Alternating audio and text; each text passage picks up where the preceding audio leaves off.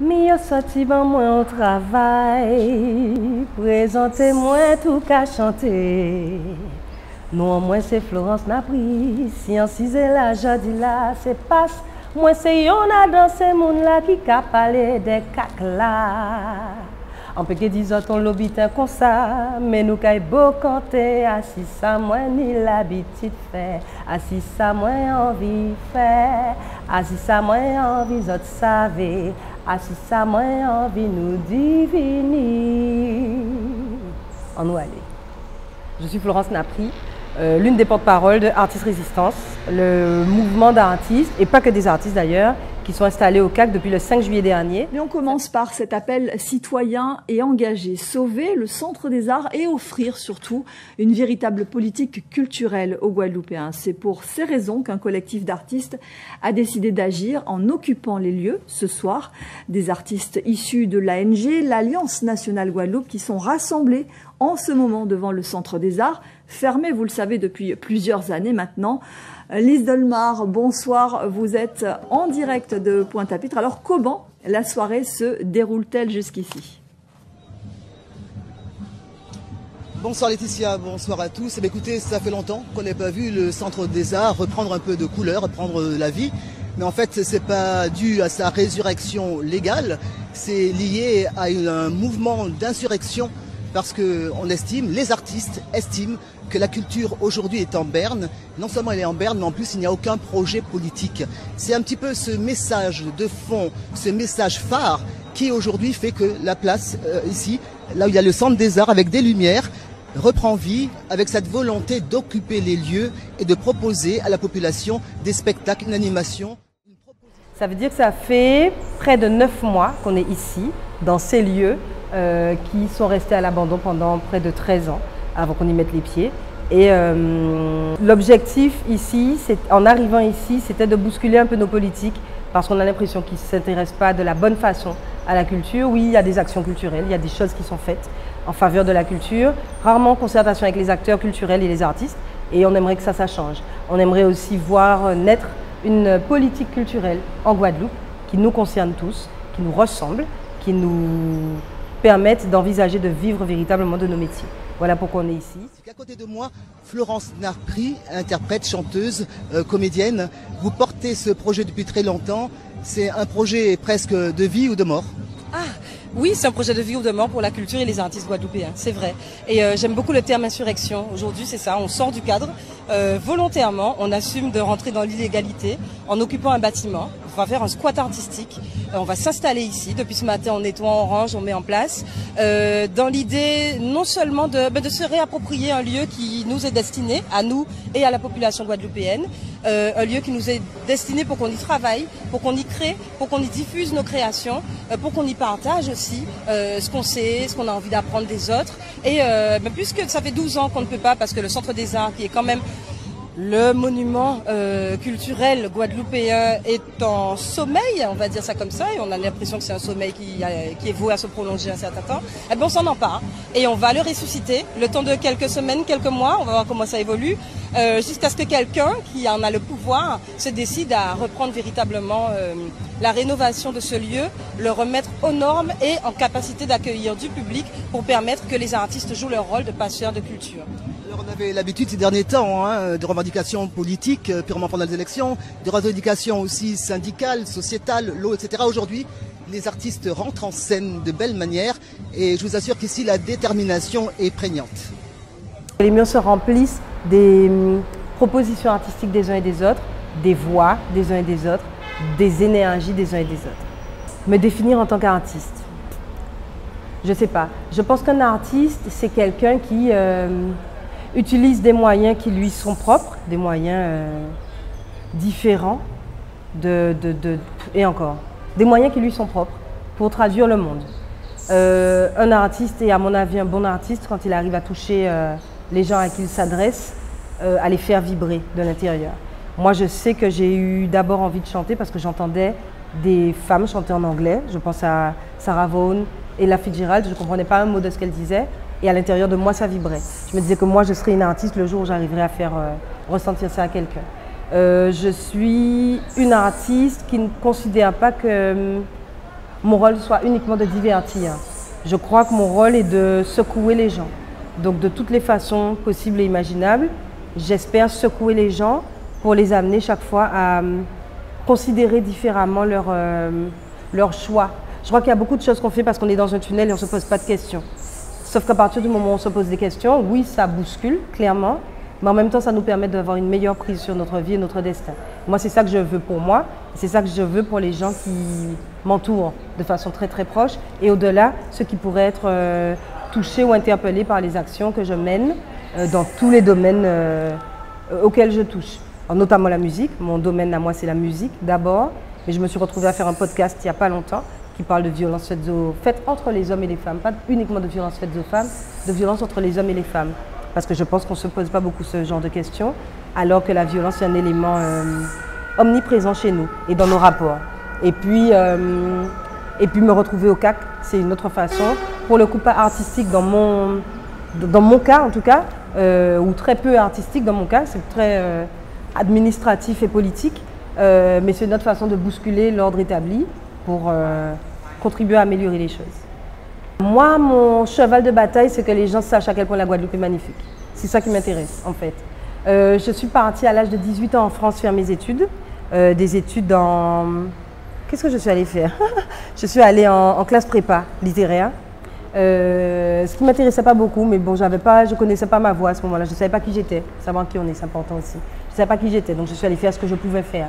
Et là, j'ai compris à quel point ma culture était importante. Non seulement à quel point elle était importante, c'est-à-dire à quel point il était important que je sache d'où je venais pour faire face aux autres personnes que je rencontrais, d'autres cultures, mais en plus à quel point elle est magnifique.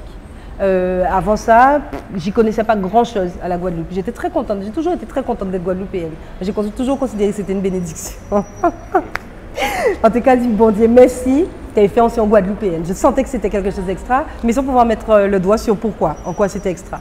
Et de me retrouver face aux Français, tout bêtement, et de dire moi je suis guadeloupéenne, en Guadeloupe il y a ci, il y a ci, il y a ci, il y a ci, il y a ça.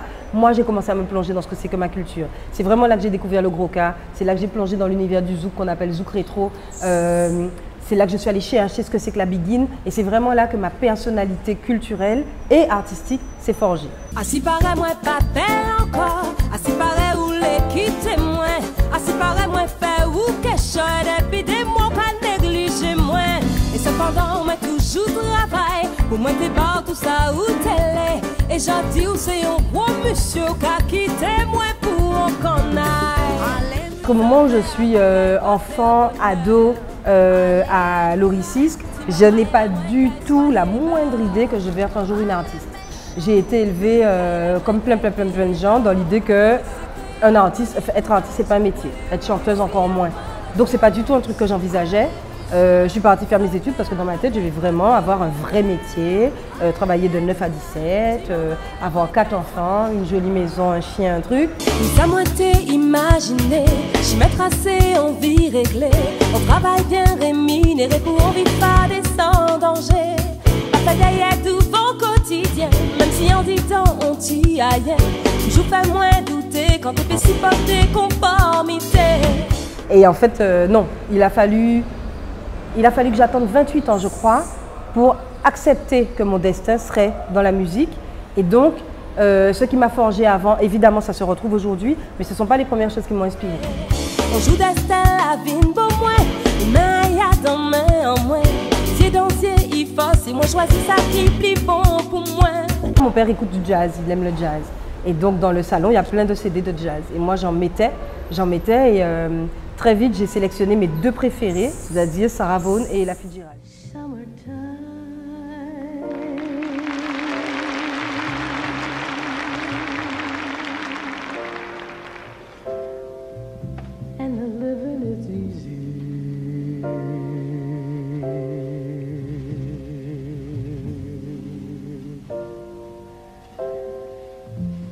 Fish are jumping. Et en fait, ça a été mes premières profs de chant, en réalité. L'idée, c'était d'arriver à imiter ce qu'elles faisaient. C'est comme ça que j'ai commencé à chanter. En cas trouvé, ouais, Yapi comme premier truc d'apprentissage. Evening breeze, caress the trees.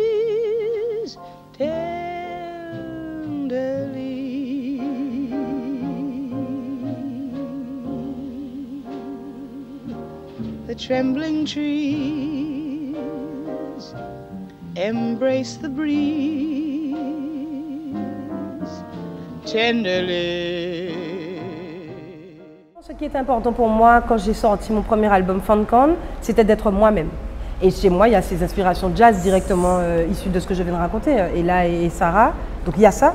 Et puis clairement, il y a du Ka, il y a du Zouk, il y a de la Begin. Et en plus, je ne l'ai pas fait seul cet album. Je l'ai fait avec Stéphane Castri, qui est un merveilleux bassiste et compositeur qui a voyagé de par le monde et accompagné plein de gens. Donc lui aussi, il ramène toutes ses sonorités, toute sa culture à lui, qui mélange avec la mienne. Donc le mélange, la culture est mélange, on est mélange. Donc si on dit qui on est, on a forcément ça qui ressort.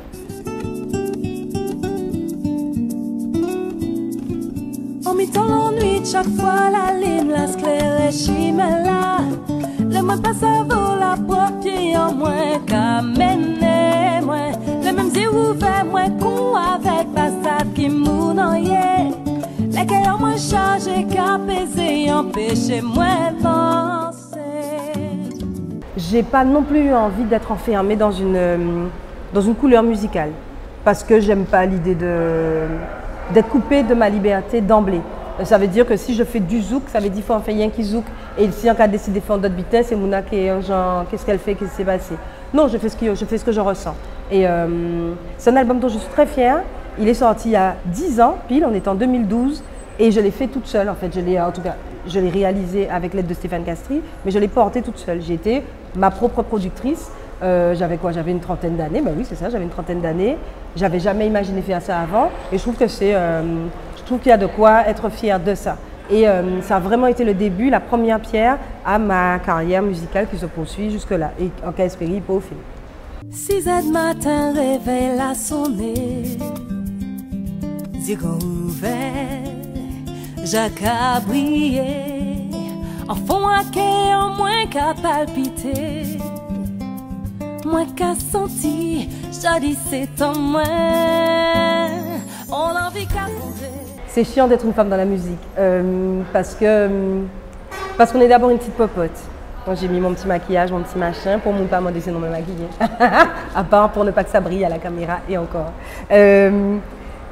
C'est surtout, au-delà de ça, c'est que la parole des femmes, elle n'est pas tellement entendue. Être une chanteuse-interprète, quand on est une femme, c'est peut-être tout bénef parce qu'on nous pose là, on nous demande de chanter tel truc et puis ensuite on se tait et puis on s'en va. Quand on devient productrice, ça veut dire qu'on a d'autres attentes. Quand on est compositrice et autrice, là encore c'est différent. On affirme d'autres choses.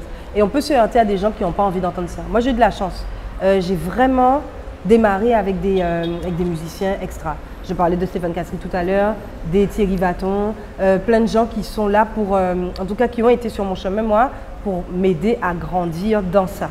Et qui ne m'ont jamais fait sentir que je les saoulais à exiger des choses, à demander des choses, à vouloir en apprendre plus, à vouloir sortir de ma case. Jamais ils m'ont fait ressentir ça. Mais je me suis retrouvée dans des situations où oui, ça s'est arrivé, et où on sent bien, en plus du poids il y a les instrumentistes contre les chanteurs, comme si l'un est plus important que l'autre. Il y a souvent ça, quand on est choriste, on pèse un peu moins dans un groupe quand on est choriste que quand on est bassiste ou batteur. C'est des trucs, c'est un peu idiot, mais en même temps, c'est comme ça. Et donc, je me suis retrouvée dans des situations où il y a ce truc où il faut affirmer qui on est, soit en tant que chanteuse, soit en tant que productrice de spectacle. Se faire entendre et crier peut-être un petit peu plus fort, mais pas crier trop fort parce que sinon on est une hystérique. Bref, il y a tous ces... Mais rien de nouveau sous le soleil, malheureusement rien de nouveau. Il faut que tout ça continue à changer. Ça évolue, mais il faut que ça continue à évoluer. Il n'y a pas longtemps, on célébrait encore le 8 mars parce qu'on est encore obligé de réclamer des droits pour les femmes. C'est qu'évidemment, ni pour goumer toujours, bien sûr. J'étais à une super table ronde à, comment ça s'appelle, au Cinestar, il n'y a pas longtemps, avec plein de femmes extraordinaires. Et il y en a une qui dit, je ne suis pas féministe, mais j'aime pas faire à manger, et donc si j'ai pas envie de faire à manger, je ne fais pas à manger. Par contre, j'adore faire la mécanique, donc je fais la mécanique. Je dis, mais c'est exactement ça, être féministe. C'est ne pas imaginer que parce qu'on est une femme, on est cantonné à tel ou tel rôle. C'est ne pas s'imaginer qu'on vaut moins qu'un homme parce que lui a un pénis et pas nous. C'est tout. Être féministe, c'est ça. Et on continue à diaboliser ce terme-là, à imaginer des harpies lesbiennes et dévoreuses de sexe masculin. Non, je suis féministe, j'adore les hommes et je suis féministe parce que j'estime que mon vagin ne me cantonne à rien en fait. Cette liberté dont je parlais tout à l'heure dans la musique, elle doit s'exprimer partout. En tant que femme, j'ai droit à ce que je veux et ce que je suis capable de faire. Pas plus, pas moins. Femme créole, tout bout tout bonjour. Femme créole, qui gourmet pour l'amour. Oh maman, qu'a veillé si nous, pour nous pas, j'ai égaré nous. Oh madame plein douceur, car on moins fier. Oh modèle pour des mains, pour ti moun en moins. C'est yante que v'les somme, c'est lui qui femme.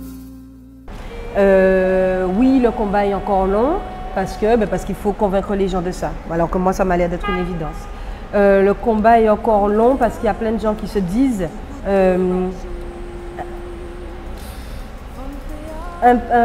impactés par la cause des femmes, intéressés à cette cause des femmes, alors qu'ils ne les connaissent pas, les femmes qui ne leur parlent pas. Je chante ce qui me paraît important. Donc dans ma musique et dans mes actions, on va retrouver ça, bien sûr. Quand je fais le spectacle dans la peau de Mano, où je ressuscite Manuela Pioche, mais c'est précisément de ça que je parle.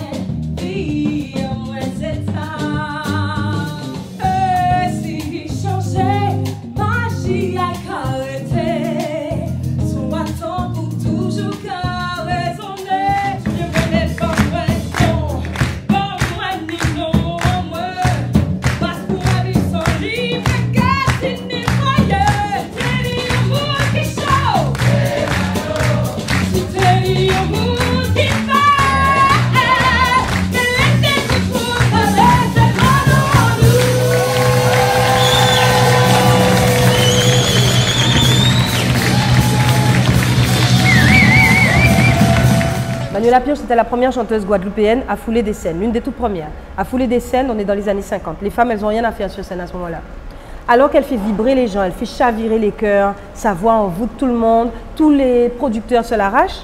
Les gens se déplacent de toute la Guadeloupe pour l'écouter pendant les bals. En même temps, on lui reproche un style de vie qui ne sied pas à une femme. Parce qu'il a boire homme, il a fréquenté un homme, de trop près, très probablement. Il a vivre avec un homme, puisque dans les groupes, il n'y a que des hommes. Et elle vit de nuit. Donc tout ça, ça fait qu'on lui prête une espèce de réputation. Et tout en l'adulant, on la méprise. Elle meurt, elle a 37 ans, cette dame. Elle a 37 ans quand elle meurt, d'alcoolisme finalement. Et puis aussi, elle a subi, avant ça, elle a subi les violences de ses compagnons. Parce que Foyer était en place, grosso modo. Cette espèce de... Comment je peux dire ça? C'est même pas un paradoxe, ça. C'est vraiment deux trucs qui s'affrontent violemment et qui la tuent finalement, oui. Ça, c'est un truc qui est très courant chez nous. On va admirer des gens qui ont une grande gueule, des femmes qui ont une grande gueule, mais en même temps, nous, en bas, nous qui dit, bon, quand même, moliti, parce que vous savez, ces femmes-là, ils n'ont pas pour parler comme ça. Quand est-ce qu'on sort de ça? Quand est-ce qu'on accepte effectivement que les femmes aient de grandes gueules comme ça? En dans l'océan, ni on dit paradis, c'est un superbe monde Adam et Grimblé. Lui va un chanteur, et si t'ailles verdoyant, non, et c'est Guadeloupe, et c'est pays en moins. Ici en Guadeloupe, on a la manie de glorifier les mamans, les femmes, dans les chansons, dans les trucs, on va les porter au nu. Dans la maison, ça se passe comment? Combien de féminicides dans ce pays-là? Combien de violences conjugales? Combien de femmes battues? Combien d'abus? Dans tous les domaines. À la fois à la maison et je ne parle même pas au travail. Donc oui, ces choses-là m'importent, j'en parle. J'en parle dans mes morceaux, j'en parle dans le podcast Rebelle et la Bête dont je parlais tout à l'heure, qui est disponible sur les plateformes de podcast. À ce moment-là, dans Rebelle et la Bête, je raconte moi ce que j'ai subi comme violence. Parce que chez nous, on n'a pas eu de MeToo, on n'a pas eu de balance ton porc. Alors qu'il y a matière. Chaque fois que moi je raconte une histoire, il y a combien de femmes autour qui viennent me dire « Ah, tu sais, il m'est arrivé la même chose ».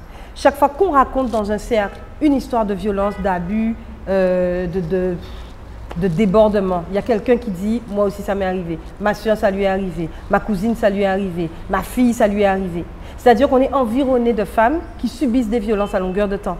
Mais c'est un truc dont on ne parle pas, parce que nous pifons qui ça, parce que nous c'est des femmes potomitans, nous cassipotent tout bitin, parce qu'on est un peuple résilient, la douleur, nous machin, mais nous on la sublime. Moi on l'a sublimé la douleur, pardon, on l'a sublimé la douleur. J'aimerais bien imaginer qu'à un moment donné, on puisse nous respecter et que ça ne nous empêche pas de briller à fond. Qu'on ne soit pas obligé de passer par la case souffrance intense pour pouvoir dire j'ai dépassé ça et regarde, j'ai pas envie de faire cette transition-là. Elle ne m'intéresse pas à moi. Je pense que la souffrance n'est pas indispensable. Je pense qu'il n'y a aucune raison de souffrir. Voilà, je chante ce qu'il y a à l'intérieur de moi, c'est-à-dire ma culture. Ce qu'il y a à l'intérieur de moi, c'est que ma culture. Est-ce que le CAC est indispensable? Bien sûr. On n'aurait jamais pris le risque de se retrouver en prison en squattant un lieu public si on ne pensait pas que c'était important, si on ne pensait pas que c'était indispensable. Pour rappel, le CAC appartient, enfin le Centre des Arts et le chantier du Centre des Arts appartiennent à Cap Excellence. Quand on vient s'installer ici sans demander la permission, tous les premiers jours, on a très très peur que la police vienne nous arrêter. Hein. Moi, j'ai prévenu mon fils qui a 7 ans que si ça se trouve, sa maman se retrouve en prison. C'est vraiment pas un acte anodin. C'est pas, tu vois. Et on parlait tout à l'heure de ce qu'il peut y avoir comme dissension et tout ça. Je crois qu'il faut avoir conscience que les gens qui sont venus s'installer ici, ils ont véritablement pris des risques. C'est pas un truc qu'on fait comme ça à la volée en se disant « mon chien nous qu'est-ce ». Non, on pèse le pour et le contre. Et ce qui nous a paru plus important, c'est vraiment de bousculer les choses telles qu'elles sont aujourd'hui. Tout ça, c'est un ensemble cohérent qui devrait être mis en place. En Martinique, quand il y a eu Aimé Césaire, on a vu qu'il y avait eu une volonté politique. Et c'est une volonté politique. Et donc, ils ont créé le CERMAC, ils ont créé plein de choses qui ont fait que les Martiniquais ont atteint un niveau super. En Guadeloupe, il n'y a pas ça. Donc, tout est tout est en friche, tout est dans petits morceaux. Enfin, c'est émietté. Et pour finir, je dirais que franchement, ce qui me choque le plus, c'est justement au niveau des salles de spectacle, par exemple. Nous, on a créé un réseau qui s'appelle le CEDAC. On n'est absolument pas aidé. Enfin, un petit peu aidé, mais vraiment, on ne se rend pas compte que, par exemple, si une création artistique a besoin d'être jouée, une œuvre a besoin d'être jouée. Une œuvre ne doit pas jouer une seule fois à l'Archipel ou à Sonis ou ailleurs. Il faut que cette œuvre, elle tourne. Et je terminerai en disant que non seulement une politique culturelle soit dans le pays, mais c'est aussi à l'extérieur. C'est-à-dire qu'il devrait y avoir en Guadeloupe un bureau export qui permettent aux artistes de s'exprimer une fois qu'ils ont fait le tour de la Guadeloupe, d'aller dehors, et qu'on devrait promouvoir nos artistes, et ça n'existe pas, à l'instar de la Réunion, enfin, alors qu'en Réunion, par exemple, la Réunion, ils sont très forts, ils sont partout, et nous, on est nulle part. Voilà. Aujourd'hui, il n'y a pas de politique culturelle.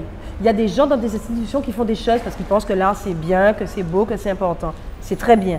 Mais il n'y a pas de politique culturelle qui fasse que nos enfants, quand ils sortent de Carnot, où ils sont super doués, où ils ont de super notes, où ils font que Carnot est le premier lycée de France. Je crois que c'était il y a 2 ans, ça. Premier lycée de France. Quand ils sortent de là, qu'est-ce qu'ils ont? Ils n'ont pas d'autre possibilité que de voyager pour apprendre le reste. Et on ne leur donne pas la possibilité de revenir plus tard. Moi, j'ai vécu 20 ans en France, où j'ai été intermittente du spectacle. Je suis encore intermittente du spectacle, mais c'est facile. Le territoire est immense. J'ai plein de possibilités de jouer plein de styles différents. Du gospel avec machin, je fais du bal populaire avec truc, je fais de la musique antillaise avec machin, chose et bitin chouette, je fais du jazz là-bas. Tout ça, c'est autant de possibilités de jouer plusieurs fois dans l'année.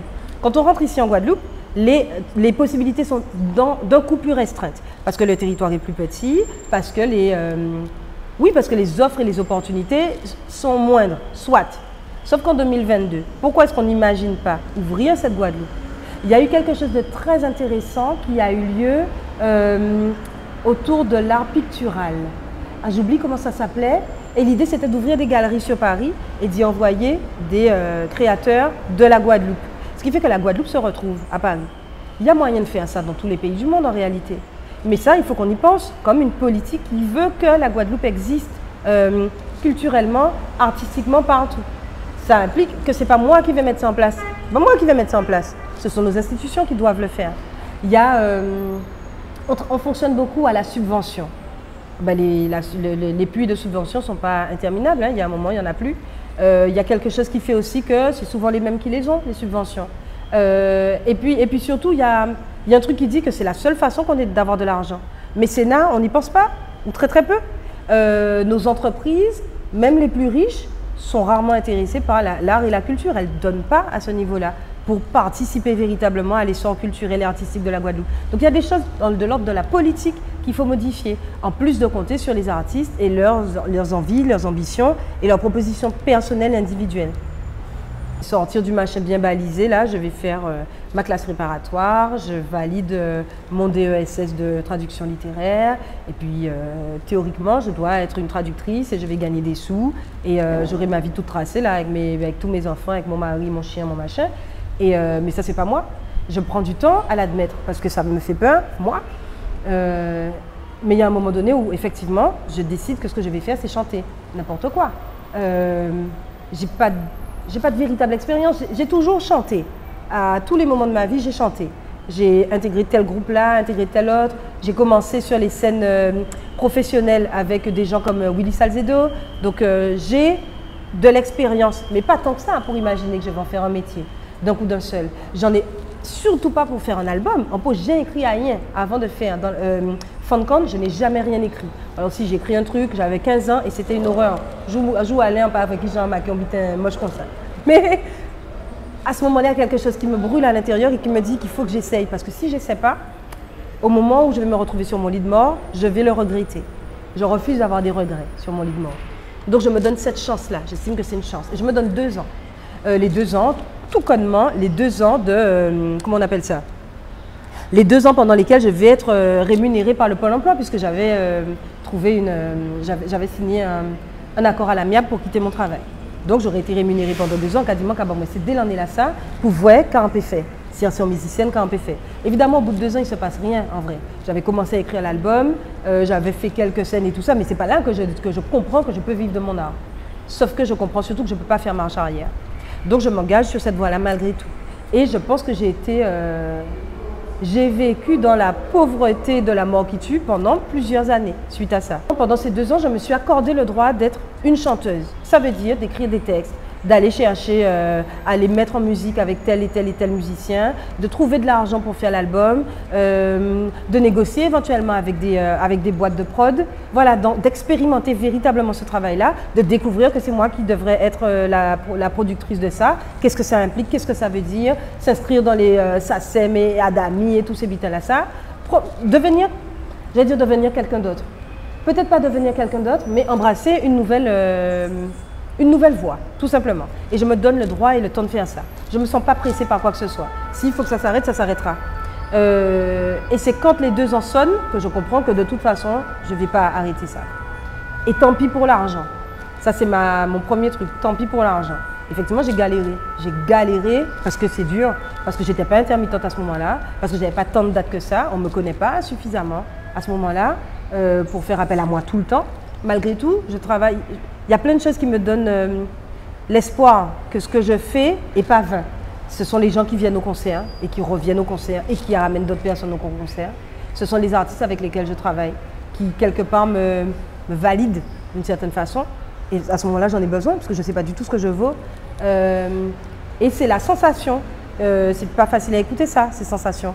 Malgré tout, je crois que c'est important. C'est la sensation d'être sur ma voie à moi. Et donc, ça me donne la force d'aller jusqu'au bout, de faire des formations en musique, notamment pendant facile 4 ans, 4-5 ans. Et puis, de poursuivre sur ce chemin-là, de créer l'album d'abord, beaucoup plus tard dans la peau de Mano. Et puis, entre-temps, plusieurs participations à des duos avec des artistes comme Jocelyne Béroir ou comme Tony Chasseur. Voilà.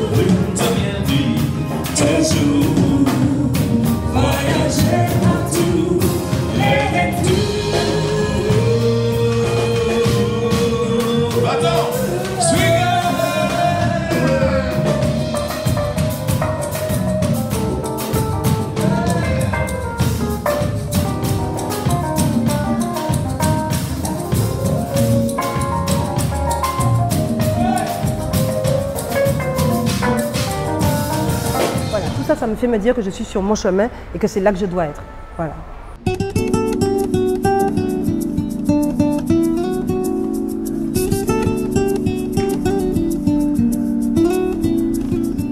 mi-temps l'ennui, chaque fois la ligne, la sclère chimela. Le moins pas ça vaut la propre pied en moins qu'à mener moins. Le même yeux ouverts moins qu'on avait. Est-ce que le féminisme c'est un truc de femme? Ah ouais. Tant que le féminisme resterait dans la tête des gens un truc de femme, ce serait l'échec assuré de la question. Comme je disais tout à l'heure, le féminisme, c'est de savoir qu'une femme ne vaut pas moins qu'un homme sous prétexte qu'elle a un vagin et pas un pénis. Je ne vois pas pourquoi il n'y a que les femmes qui penseraient ça, en fait. Je crois que tout le monde est censé être féministe. Avant de dire je suis humaniste, je crois qu'il faut commencer par admettre ou accepter d'être féministe. Et de croire pour les hommes, de croire que les femmes sont leurs égales. En tout cas, qu'elles ont la même valeur qu'eux. Tant que les femmes seront seules à clamer l'importance de leur accorder ça. Et dernièrement, j'ai aimé qu'ils me disent qu'ils doivent ils doivent faire entendre leur voix en ce qui concerne les violences faites aux femmes. Tant qu'il n'y a que les femmes qui crient contre ces choses-là, ça n'a pas d'importance, pas tant que ça, puisque ce sont des hommes qui perpétuent ça, souvent, le plus souvent. On ne minimise pas le fait qu'il y ait des hommes qui souffrent, mais ce n'est pas ça la question là. Les hommes restent majoritairement les bourreaux dans ces histoires-là. Et tant que d'autres hommes ne leur disent pas que ce n'est pas possible, tant qu'on n'éduque pas tous nos enfants dans une autre direction que celle-là, il n'y a pas de raison que ça s'arrête. Je me suis mangé un coup de poing de la part de mon compagnon un jour. Et en fait, ma réflexion à ce moment-là a été qu'est-ce qui, dans ce que moi j'ai fait, a permis que ça existe, que ça arrive. Et j'ai compris que je m'étais mise, moi, dans une position de... Est-ce que c'est soumission le mot? En tout cas, je m'étais mise à une position moindre que la sienne. J'estimais que je devais le mériter, que je devais faire ce qu'il fallait pour qu'il soit heureux d'être avec moi. En fait, j'ai vu les choses complètement dans le mauvais sens. Il faut qu'on apprenne notre valeur à nous et on l'offre à qui vient en face, c'est tout. Et ça ne peut pas être dans l'autre sens. Mais ça, j'en avais pas conscience. Notamment parce que ce sont des discussions que j'ai pas eu souvent, notamment avec mes parents ou au cours de ma scolarité. Ce pas des sujets qu'on aborde tellement. Et c'est des choses que j'ai dû apprendre, alors peut-être pas malgré moi, mais à mon corps défendant.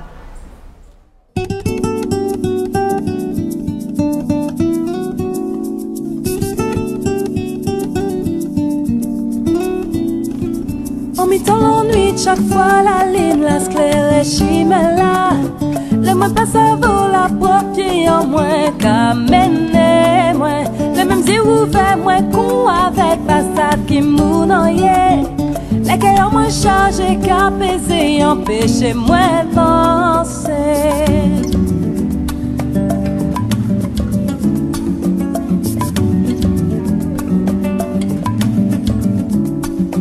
En mi-temps tempête, les toutes étoiles, j'ai éteint en voilà. La moi la cabine dit l'empanie, force pour combat. Moi toujours songer, moi pas tout seul, waouh, qui est trappé.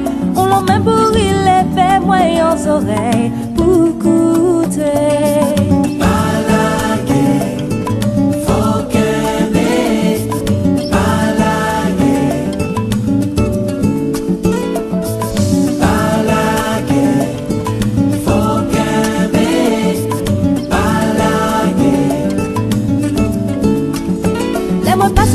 Ça pour moi faire un passable qu'à pour dire. Et même les moins qu'à douter, un jour moins qu'arriver. Moi qu'à continuer de marcher, j'ai oublié un petit tribiché. Pas sans savoir qu'elle mène, moi pas sans savoir.